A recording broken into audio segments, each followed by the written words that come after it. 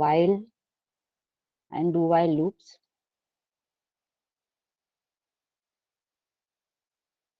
We also saw the syntax of for loop and a very simple example.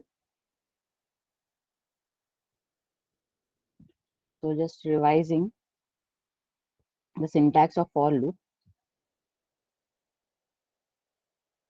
So for initialization, condition and update, right? The three important blocks of any loop in any programming language are the initialization, the condition and the update.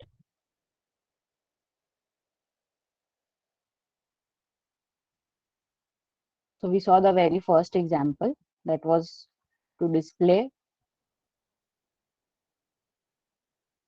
the asterisk, right? You want to display a few stars, n number of stars in particular. So how do you run a for loop for that? So use a counter and you run the loop till n is less than, that counter is less than n. And as you're going, you print the star and then increment the counter. So this is what is happening in the loop. So I had also drawn the flow of how the loop works. Okay. Next example given here is the factorial example. Everyone is aware of the factorial example as it been discussed earlier. Yesterday, Bhartankar sir had discussed. Yes. So the flow chart as well as the code is done. He discussed the algorithm, Okay. but I don't think the flowchart. Anyways, anything, flow chart or algorithm, they are equivalent, right? Yes. Yeah. So the code is done. Everyone knows the logic. Everyone knows. Ma'am, the algorithm and the flowchart is done, but not the code. Okay, okay. Let us move ahead with the code then. So everyone knows the factorial formula. What is the factorial formula? It is Multiplying till we reach 1. n factorial is n into n minus 1 into n minus 2 down to 1. Okay. So if a number n 5 is given to you, okay, and you want to find its factorial, then it will simply be 5 into 4 into 3 into 2 into 1. Okay. So you are multiplying numbers, natural numbers, which are in sequence, right? So that is the idea of writing the appropriate logic for the factorial problem. Okay. So basically you have to start with some number and you have to keep on going from that number to one less, and then from this to one more less, and so on till you reach 1. And as you're going on from 5 to 1, you keep on uh, decrementing the count, so that because to reach from 5 to 4 you need to do a 5 minus 1, right? And from to reach from 4 to 3 you need to do a 4 minus 1. So you understand that the formula is, I need to start with n and I need to keep on decrementing the value one by one till I reach 1. Okay. I can stop at 2 also, because anything multiplied by 1 gives me back the same number. Okay. So there are different ways of writing the logic actually into code. Even in the algorithm there are different ways. One way is I start from n and go down till 1 or 2, whatever the case is. And the other way is I start from 2 and then go till n. Okay. Now if I start from 2, then in that case I have to be sure that my number my code takes case of all the cases, like n is equal to 1. If n is equal to 1, what is 1 factorial? Okay. If I start with 2 and go till n, so if I how will the loop look like then? For I is equal to, your counter is I is equal to 2, I is less than equal to n, I plus plus, right? I can start with this. Okay, if n is equal to 1, then will it go inside the loop? It will not go inside the loop, right? Because what happens is, how does a loop work? Remember, whenever you are doing writing any loop, first thing is the initialization of the loop control variable. The loop control variable in this case is I, right? Remember the loop control variable, the discussion that we had? The variable which is going Yes. to control the loop, right? The counter in this case is the loop control variable, right? How many times the loop is going to run, that will be decided by the loop control variable. Okay, so when I write it for I equal to 2, I need to start going from this. I'm going the reverse way, right? I'm starting from 2 and then I'll keep on incrementing it by 1 to go to 3. Then to go to 4, I need to increment 3 by 1 and so on. Okay, so what do? I say for I is equal to 2, I is less than equal to n, I plus plus. Okay, so whenever I write a loop, first thing is initialization that takes place. Then what happens? Before you go inside the loop, see, you can look at the previous example also. What I've done is the loop control variable here, right, is initialized before the loop starts. So initialization takes place before the loop starts. In case this happens in case of which loops? While and for. In case of do while, what happens is the condition is checked at the end. Remember, the condition is checked at the end. So the initialization process can begin in the loop itself, right? You have noticed one example. Last time I had discussed one letter, to stop. When should the loop stop? When the letter enter between A and E, right? We had checked the ASCII values. Do you recollect that example? That was do while example. Okay. Yes, ma'am. Yeah. So when you're writing while and for, initialization always takes place before the loop starts. And then the first thing that happens is the condition check. Before it enters the body of the loop, before the flow control enters the body of the loop, the condition is checked, right? So is this condition true now? Only if the condition is true will the loop start executing, right? So is the condition true for n equal to 1? No. No. No, it is not true. So what will happen? The loop, the loop will not run and it will come out of the loop. So I have written the same statement will be there. Product is equal to product into I. Okay. And what is product? Product initially it is 1. You need to initialize product into 1 to 1 because whenever, see, there are two things. One is sum and one is product, which you will find often, which is used. A variable which is going to be used in most of your programs would be a sum or a product.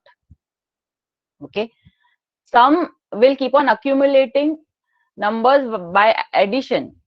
Okay, so that's sum. Initially, the initial value of sum should be always 0, correct? Because you keep on adding, so initially your sum will be 0. But in case of product, your product variable initially cannot be 0. It has to be 1, correct? Because if you multiply anything by 0, you'll get 0 only. So whenever you're forming a series of products, your intermediate results that you're computing, they are products, then in that case, the product variable, that initial value of that variable is always 1. So you'll come across these two variables which keep on accumulating intermediate results often in your programs, in most of your programs. I think in your practical also you must have seen. Okay. So in our case, product is equal to 1. And since it's not going to go inside the body of the loop, what is the answer? It is 1. Product 1. Yeah, so, and it is correct, right? Factorial of 1 is 1. Okay. Yes, ma'am. So even if I start the loop from 2, it's still going to work. Okay. So this is one way. I either increment from 2 to n, or I decrement from n to 2. Okay, so if I'm doing the other way around, that is decrementing, then I start with I equal to n. Okay, my initial value of I will be n, and then what do? My loop repetition condition should be I greater than 1. Okay, I do not need to go down till 1. I can write greater than equal to 1, but what will happen in that case? The loop will run one more time and the effect will be the same. So if I get the product as what is 5 factorial? 120, right? 120. Yeah. So if I get the product as 120 after 4 multiplications, if I multiply 120 by 1, I will still get back 120 only. So it's just adding one more iteration and giving me the same result, although I do not require it. So that is why we are just making it more efficient, we can say, and writing greater than 1. Although even if we write greater than equal to 1, it will still work. Okay, it's still correct. I cannot say it is wrong. Even for the previous case, what is the alternate? I can start with I equal to 1. Correct? For the previous case that I've written in red, I can start with I equal to 1. So both are correct. But I'm focusing on these things is because you should remember that whenever you're writing greater than equal to, whenever you're writing these conditions, you have to be very careful. A slight mistake could cause error. If I write if I write greater than 0, for example, if I write greater than 0, then it is fine. But if I write greater than equal to 0, what will happen? It will give 0 output. Correct. So you have made a logical error. You have made a mistake, right? Logical mistake it is. Code is not wrong. Syntax is not wrong. Everything is perfect. But logically you are flawed. So to be very careful when you're writing these conditions. That is what I wanted to point out. Whether you have to stop at n less than equal to, whether you have to write less than equal to, whether you have to write less than. To be careful. Okay? Ma'am, Yeah. also 0 factorial is equal to 1. So how can we incorporate that in the code? If n is equal to 0, then in that case also it will not go inside the loop. Yes. So, And but the product will be still 1. Product Uh, will be still 1, right? oh, okay. You're right. Got So it. it will work for n equal to 0 as well. Yes. Fine. Yes, ma'am. So is this clear? Simple example? Yes, ma'am. Yes, ma'am. Yeah. Yes. So let us move on to one more example. Have you done prime numbers? How to find whether a number is prime or not? Okay. Uh, So how do you find whether a number is prime or not? Modulus is not 0 for all the numbers before it when it's divided by all the numbers less than that. Other than 1 in itself, every other number, the modulus won't be 0. Correct.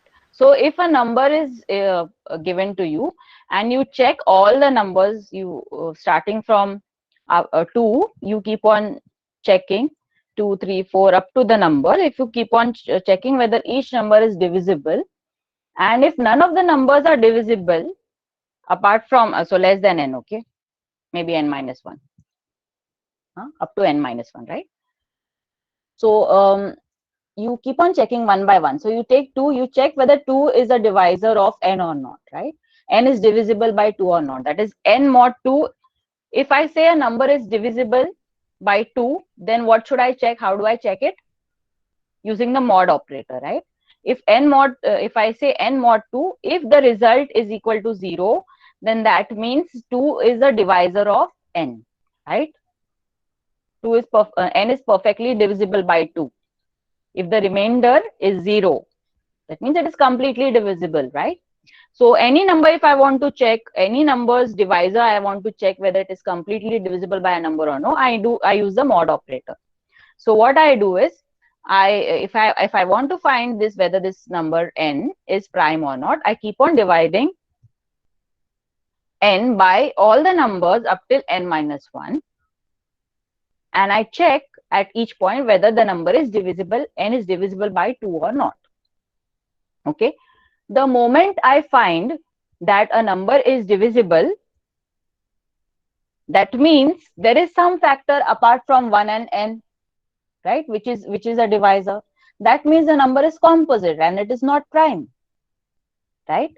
So that is the logic for finding out whether a number is prime or not. Is this clear? The logic is clear? Yes, ma'am. Yes, ma'am. Okay, so how do you translate this logic into code? So if you're writing your code, or you can write your algorithm or flow chart, whatever it is, how will you do it?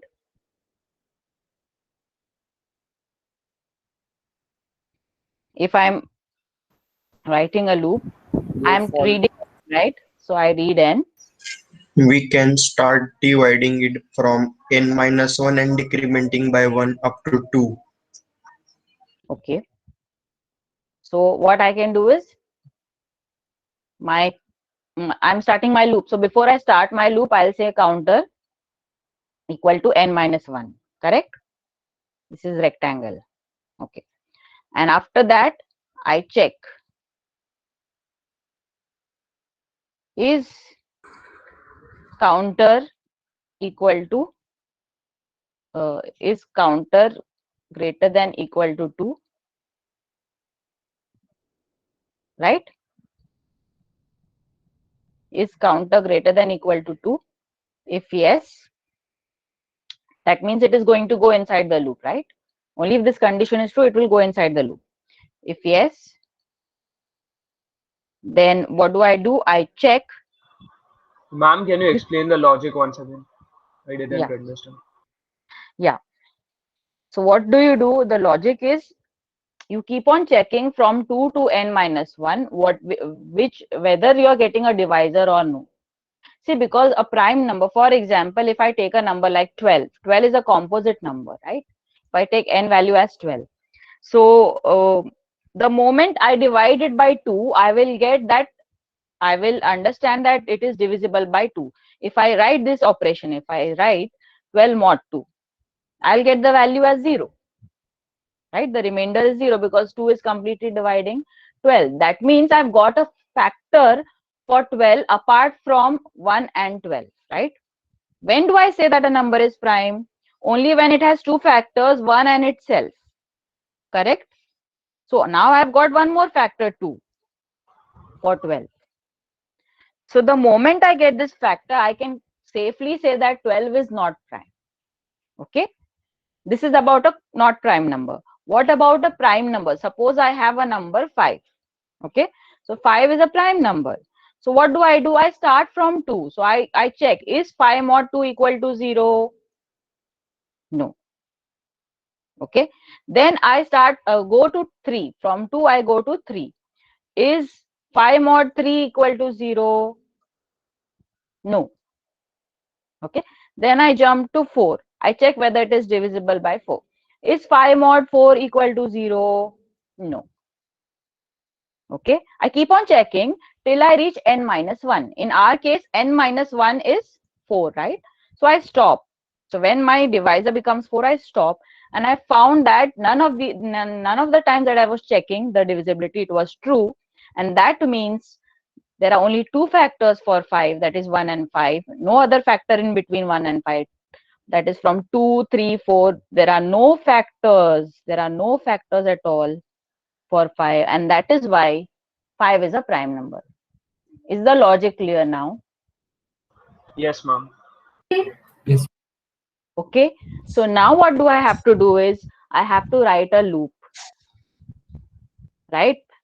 This logic only tells me that I have to write a loop, and that loop has to go on checking from 2 to 3 to 4, right? So I need to keep on I start with 2, then from going from 2 to 3, I need to increment 2 by 1, right? So my counter will start from 2 and then it will move 1 by 1. It will increment 1 by 1 to 3 to 4 and so on till that number n minus 1 is reached. Okay. So I'll just write the logic here on the right hand side on the flow chart. So my counter starts from, now someone suggested I can go the other way around also. Isn't it? I can start from n minus 1 and go up till 2. Both are correct. Go down till 2, the other way around. Okay. Yes, ma'am. So if I'm starting from this, counter is equal to n minus 1. I'll initialize. The first step is initialization. I see you. Don't forget. I see you. I and then C. This is the C of the loop. So is your counter greater than equal to 2? Yes. Then you go inside the loop. Okay. Then what is the first thing that you check for? You check for this condition, right? Is your mod counter is n mod counter equal to 0? Correct? Again, there are two possibilities, yes or no. So if it is the moment I find that it is equal to 0, I need to come out of the loop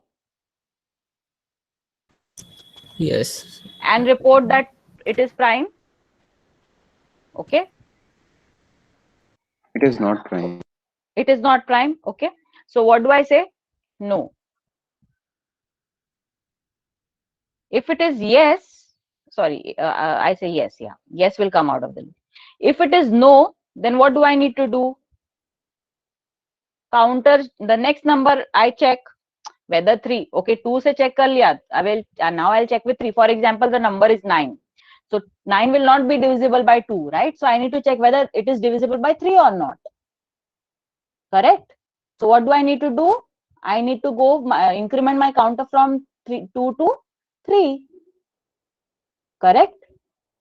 So I'll say Yes. counter is equal to Counter counter plus 1.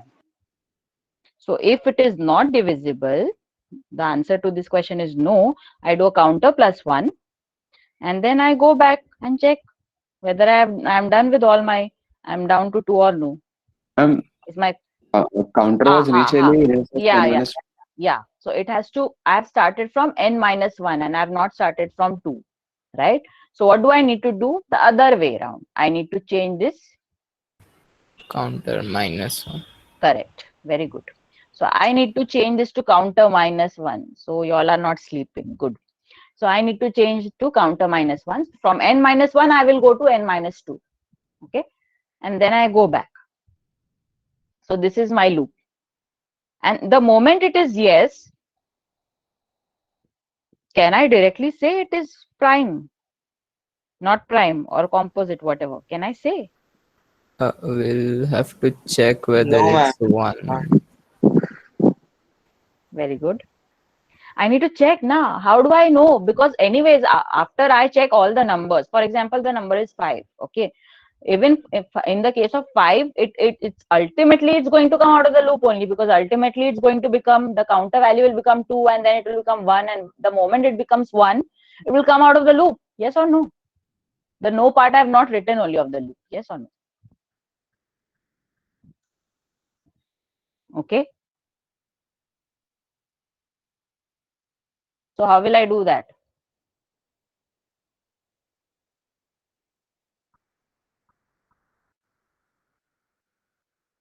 Okay. In the flowchart, I can write something like no.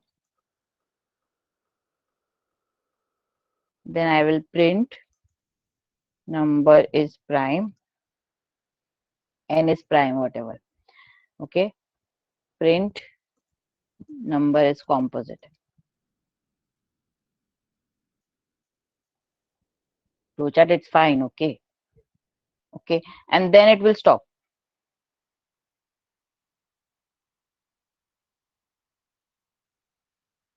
Okay. But remember, when you're writing your C code, okay, when you come out of the loop, what happens? The very next statement that is written will be executed. Yes, ma'am. Okay. So in both the cases, in case 1, that is when you're when you're coming out of the loop, in this case, this is case 1, right? Use another color. Okay, this is case 1 and this is case 2. In both cases, you're coming out of the loop, right? Yes, ma'am.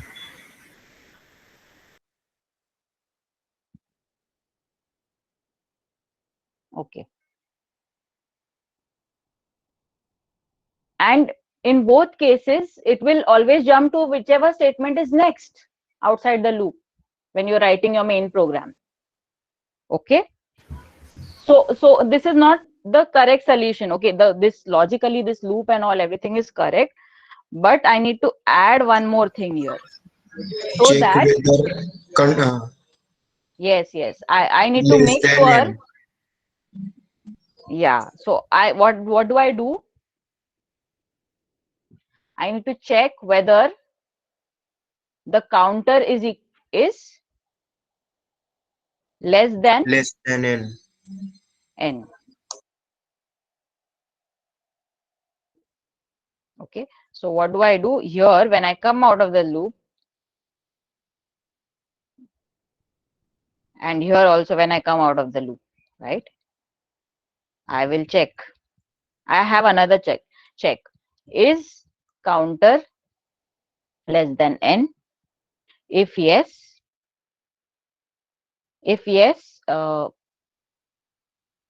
then not prime, correct?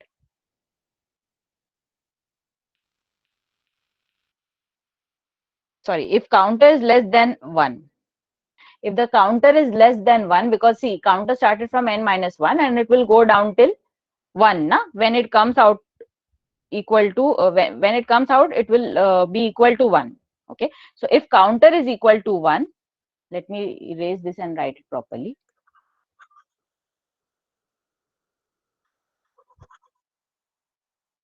Ma'am, counter will go till 2, right? No, counter is greater than equal to 2. See what happens, see, that is what you understand how the loop runs. Suppose this is 5, okay? I'm talking about 5. So in case of 5, what will happen? Counter will start from 4, okay? Then again, counter is 4. Is counter greater than equal to 2? Yes, so it will go inside. So n mod 4 it will check first. N is 5. So 5 mod 4. So it will check this. So it is no. So counter will, it was 4, it will become 3. Okay. Then what will happen again? It will check. Is counter greater than equal to 2? Yes. Yes. So it will go inside. It will check 5 mod 3. It will check for this. Okay. Again, it will get no. Counter is equal to counter minus 1. Is counter greater than equal to 2? Yes. Greater than or equal to, it is. Greater than or equal to, yes. It will go inside. Again, it will check for 5 mod 3, 2. Is this condition correct? It is again not divisible. Okay. So again, counter will become now 1. Okay. The moment counter becomes 1, the condition will become false and it will come out. Are you getting it? It should go till 2, because otherwise if I say greater, if I change this condition, okay, and if I write greater than 2, then what will happen? It will not check for divisibility with 2, na? Which is wrong. To check for 2 also. Clear your doubt? So now the two cases. So what happens? Both of these two cases will merge, and then when you are coming out of the loop, you check, is counter equal to 1? Okay. If counter is equal to 1, then in that case, it is prime. Yes or no? That means you have exhausted the loop because of the first case, second case, right? The moment counter becomes 1, you have not found any divisor which was dividing n at all. That means the number is prime. Okay. So you will print number is prime. And the Correct? lower one will never have counter as 1, no, because it will never enter the loop. What? The lower diamond is n modulo counter equal to 0. In that case, counter can never be 1, no.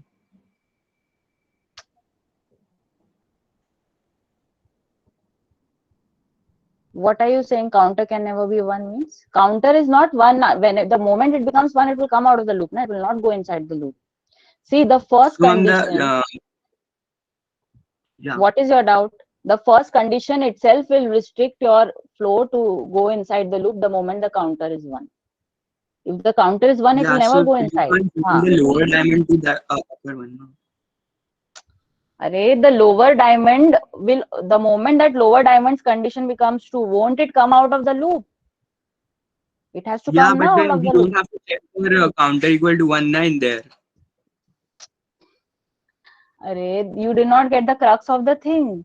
See, if I had written 2 different boxes, there was no check. That is what I was trying to say. So I need to check now if the counter is 1.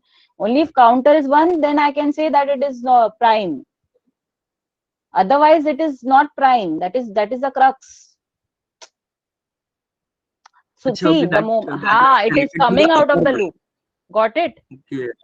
Mm-hmm. First case and second case, both it is coming out of the loop, and then you're making one more check.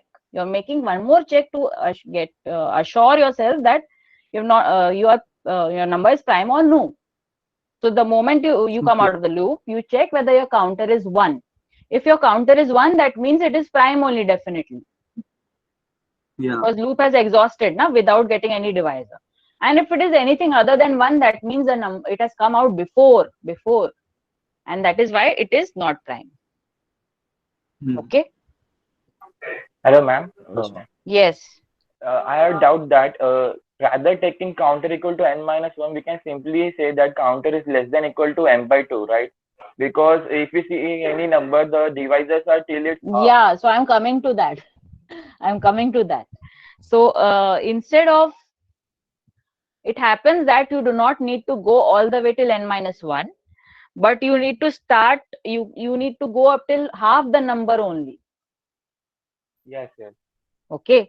So this is, so you need to go only till half the number and check the divisors. Well, And why even half? We'll have to go only until square root of n, right? Yes. So that is even a better option. So I need to go to square root of n. So if you want to optimize this is a very lame algorithm. So I can optimize it. This is the basic algorithm that a layman will think. Okay, I'll go till n minus 1, I'll check all the divisors. Then I can keep on improvising. Okay, then I can go till n by 2 only. It will reduce my, why am I doing all this? It will reduce the number of iterations. That is the idea. So I can go till half the number, then I can go till square root of the number, even better. Yes, ma'am. Ma'am, why In will 3-digit number, we have to go to the square root one, na? What? This in For numbers any like number. 127. So we have to do the square of this. Huh? Square root. Yes, ma'am. Square root. Square root. So we have to do square root of 127 and like half the number up loop tak ke jana. Na? Half the number nahi, square root of the number. Half square root, sorry. Either half or square root is even less, na, it will be even lesser number of iterations. See, if I go till half, suppose n is 130, example, or 127, whatever it is. Then if I say half of that, it is less, but square root of n is still less, right?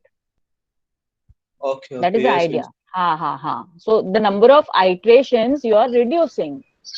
And if the number of iterations are reducing, the time for running that algorithm reduces. The time for running the program reduces. See, right now, I'm not looking at the time. I'm just looking at the logic. The logic should be clear. Then we can look up think of the time later on as we, develop more programs. Okay. But since some of you already know, then it is fine.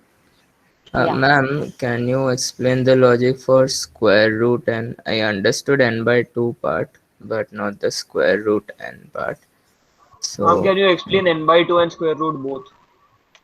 Array, you do not need to go checking till here, because the moment you reach square root of n, those many divisors from 2 up till square root of n, if you are not finding any divisor which is dividing n up till square root of n, okay, so suppose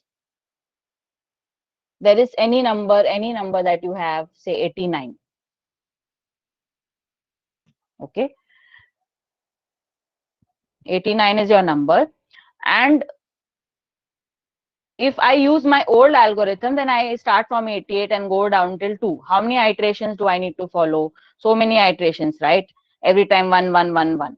But it so happens that I do not need to check for divisors up till 88. Okay, I can stop at 44 only. Okay, and then it was found that you do not even need to go to till 44. Even before square root of 89, at square root of 89 Yes, only miss. you It's can stop. 9.4. That is the idea, because after that, if you don't get any divisors which are divisible in this range, that is 2 to square root of 89, if you don't get any divisors which are divisible by 89 in this range, then that means there'll be no other divisor after that. Okay, that is all maths, so I don't want to go into that right now.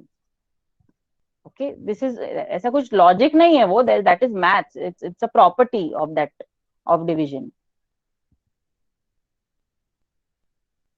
That is just regarding when do I stop. Na stopping I can do till n-1 also. My old logic will still work. I'm not here to teach you maths. Remember that maths you only have to tell me, like you some smart people just now pointed out. I can go till n/2. I can go till square root of n. Right? Yes, ma'am. So let us move ahead quickly. Next is nested loop. Nested loop is basically a loop inside a loop. Okay, so loop inside a loop is very useful in many situations. Okay, in some of the programs where there is an outer logic and inside that you have to write an inner loop which will do some intermediate computations. Okay, but this very simple program actually illustrates a nested loop. So in case of a nested loop, what happens is, so this is showing a nested for. So for inside for, you can have a for inside while inside for inside do while. Okay, any combination will work, provided your logic is correct. Any combination will work. But I just want, this example tells you how the loop actually works. So if your loop is actually, so for example, this loop, I loop is running how many times? It's going from 1 to 2 to 3. Okay, at 4 it will come out because the condition is less than 4. Okay, similarly for this loop actually, the inner loop, the J loop, is dependent on the outer loop.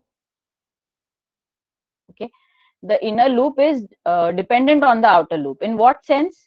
It's starting from 0 and it will stop when J's value becomes I. Okay, so for J less than I, it will keep on running. So how does this nested loop work? Is that for every run of the outer loop, the inner loop will run some number of times. The working I'm telling you. For every run of the outer loop, the inner loop will work some number of times. Okay, so now what do I mean by this? And this is that this example is of a dependent loop. This J is dependent on I. When do I say that? When in the condition I have something like this. I'm going to stop this condition based on the value of I, right? I'm going to stop this loop based on the value of I. So this is a dependent loop. This loop is dependent on this. Okay. Now, when I say a normal loop, for I is equal to 1, say I is less than 4 or 3, I plus plus, and there inside this I say for J is equal to 1, J is less than 3, J plus plus. Okay, and here I say, in this loop I say printf J. Okay, %dj. So what happens is, how does this work? For I value 1, J loop will run how many times? 1, 2, right? See, it's a plus plus, no? So it will be incrementing by 1/2. So 2 times. For I value 1, J loop is going to run and twice, right? First it will print 1, then it will print 2. Okay. For I value 2, J loop will run how many times? 2. Uh, uh, 1. One. No, 2 only. no, 2. 2. These are independent loops because J is not depending on I, right? J is independently running 3 times. Always it will run 2 times only. It's constant. Na? The number of times that it will run is always J is starting from 1, it will going up till less than 3. So always what will be the output? 1, 2, 1, 2, 1, 2. How many times it will print? 2 times. 2 times. Why? Because the outer loop is running 2 times only. So how does a nested loop work? For every run out of the outer loop, the inner loop will work some number of times. That is how it works. Okay.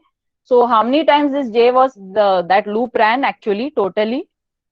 1, 2, 3, 4. The inner loop ran 4 times now. Okay. So, so that is how nested loop work. Now in the second example that is there on the slide, I is equal to 1, I is less than 4. Fine. The outer loop is going to run how many times totally? 3 times.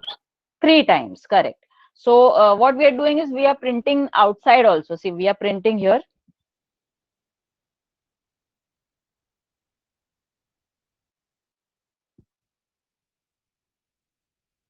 Right? We are printing outer. So we are printing 3 times.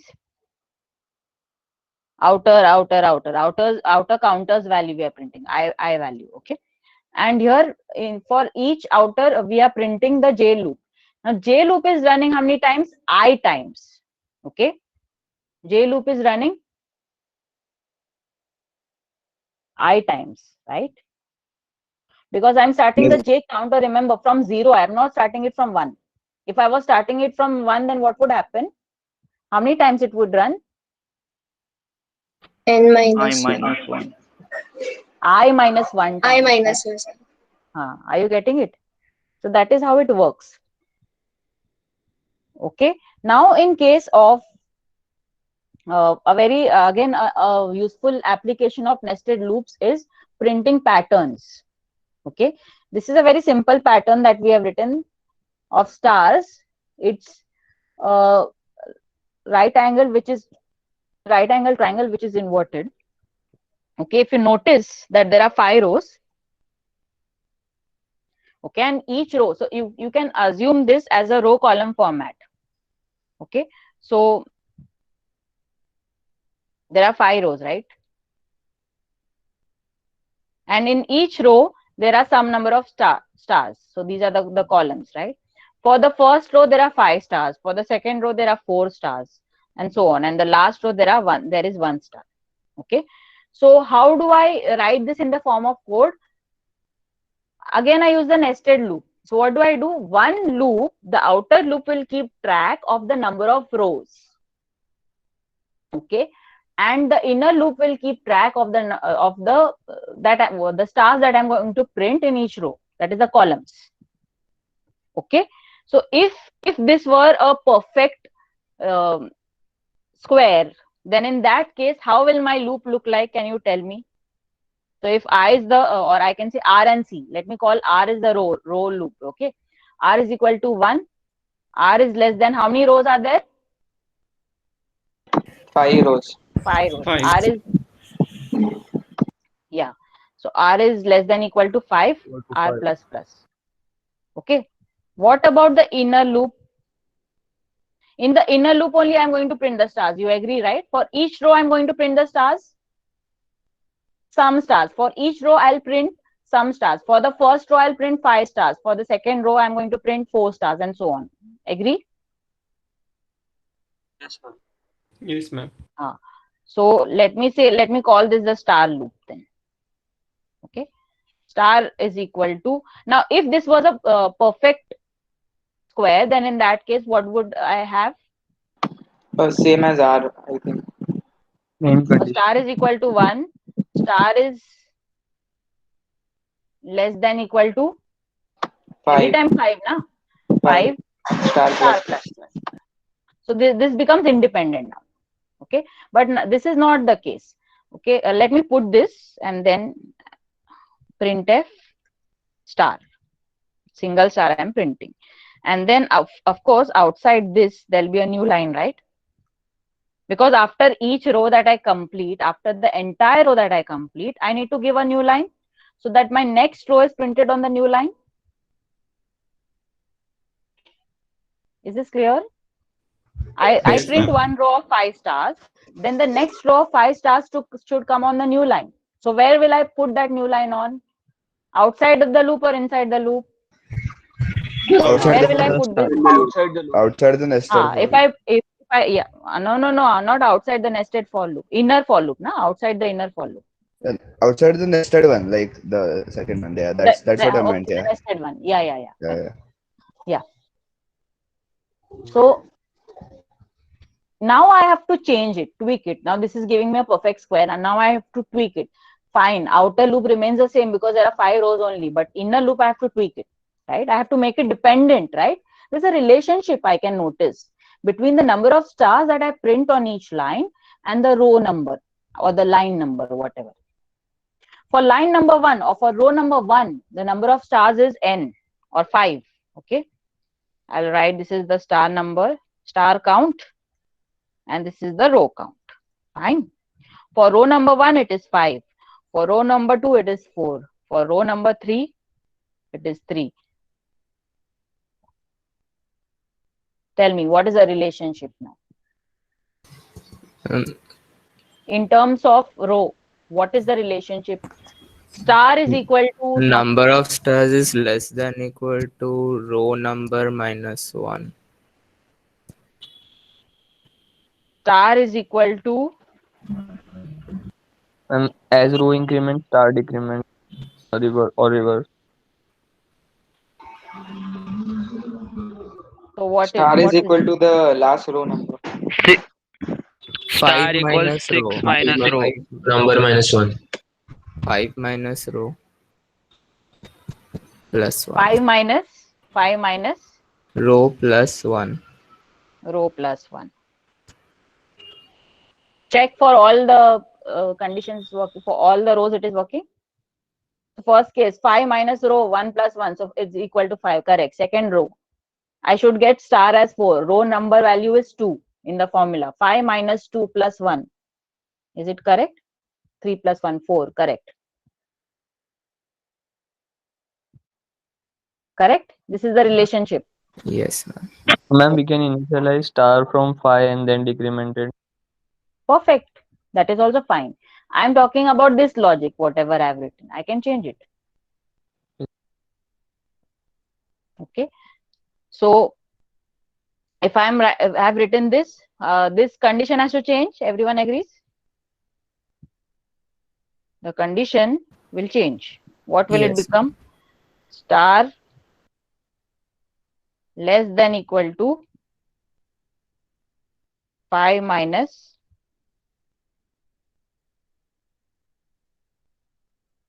correct. For the first time, it will run 5 times. The inner loop will run 5 times for the first time, for the first row. So it will print 5 stars. Yes. The second time, what will happen? Star less than equal to 4. R is 2. R is 2 will be substituted in this. So the inner loop will run 4 times. Third time, inner loop will run 3 times and so on. Okay. The other way round, what I can do is I can change the outer loop. Okay. I can say R is equal to 5. R is greater than equal to 1. R minus minus. Correct? If I do this, what will happen to the inner loop's condition? Will it change or it will remain same? Star must be less than equal to R. Less than equal to R. Correct. So it becomes even easier, right, to write it. So you should understand, all of you should understand, whenever you have this kind of a pattern program, na? I'll give you some more for practice, although I've discussed only one because of less time. I'll give you some more for practice. You have to tweak the inner loop so that you take care of the relationship. Okay, always find out the relationship between them and see how best you can write it. Is this clear? Ma'am, we can write column also at the Yeah, you outer can use loop. anywhere. We can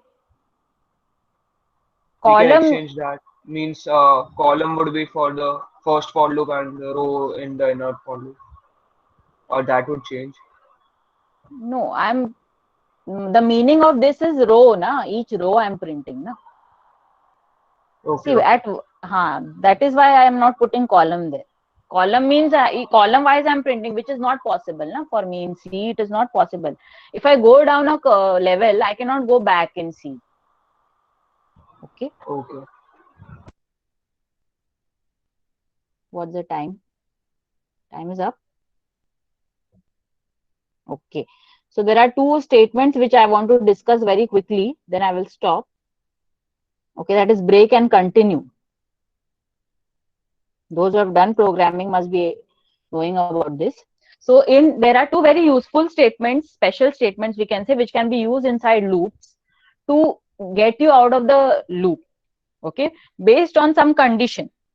So if some condition is true and you want to come out of the loop, break. Okay, you want to break out of the loop. You have used break earlier. You remember in switch case, you've used break. What does break do? It gets you out of the block, correct? So similarly, the Yes. loop, so the loop block, the block of the loop that you have, right? Loop also has a block, right? Block of statements. So if you want to come out of the loop, you make use of the break statement. Okay. And there's one more statement, that is continue, which helps you to skip a few statements after that statement where continue is encountered. We'll see the meaning of it. So first is break.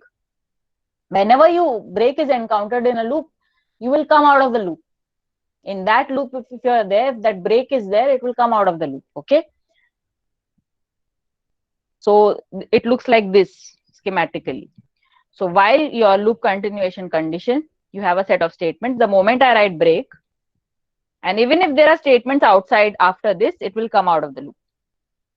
But remember that writing break is not, I mean, you do not write break like that. You break only when there is some condition which is true. For it to be very meaningful, the breaks are always conditional. It's not like switch case, na, in while. In case of while, maybe you want to break when your n, like your prime program, you want to break when your n has become divisible by some number. You want to break, correct? You do not want to break unnecessarily. You need to continue and check for all, do all the computations which are required till some condition is met. So the moment that condition is, if that condition is met, you don't want to unnecessarily keep on checking, like the prime number program. You don't need to unnecessarily keep on checking. Now you need to come out of the loop. Okay. So did I write the code for it? I did not write the code for it. I just wrote the algorithm. Did I tell you how it will come out of the loop? You remember that code, that algorithm, the flowchart that I wrote for prime numbers required this actually. I cannot come out of the loop now directly. No, ma'am. Because I did not teach you this statement. Now I'm teaching you this statement. So with the moment you get a factor, you come out of the loop. If n mod counter equal to 0, break. That will be your logic there. I'll show that program is written with me. I'll show it shortly. Okay. And then is continue. So continue, this statement actually will skip the remainder of the loop till the end of the loop and get your control back to the beginning of the loop. Okay. So I'll go to the schematic directly. So continue the moment. So if in your while loop, there's this continue statement which is there. What happens is whatever statements are there after that continue, they will be skipped and the control will be transferred back to the beginning of the loop. Okay. So the control, so what there might be n number of statements here after this point. Okay. After continue. These statements, these set of statements will be skipped and directly there'll be a jump back to the beginning of the loop. Okay. So that is how continue works. So I will just show that program where I had.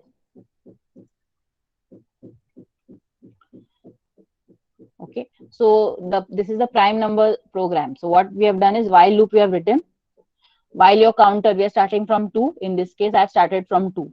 So while 2 counter is less than equal to n by 2, I have written here. You can write square root of n also. While counter is less than equal to n by 2, if n mod counter is equal to 0, right? I need to check. So I say break. Okay, and I have made use of one special variable, the flag variable. Okay, using flag variable, I can check. Using flag variable, I can check whether the number is prime or not. Okay. So the moment I say, the moment this condition is true, now I say flag is equal to 1. Those who have done programming earlier, you must have used the flag variable. Flag is one more way of keeping track of conditions. Like, so you want to check whether the flow has gone, the program has gone here. The program flow has gone here inside this loop, inside the if.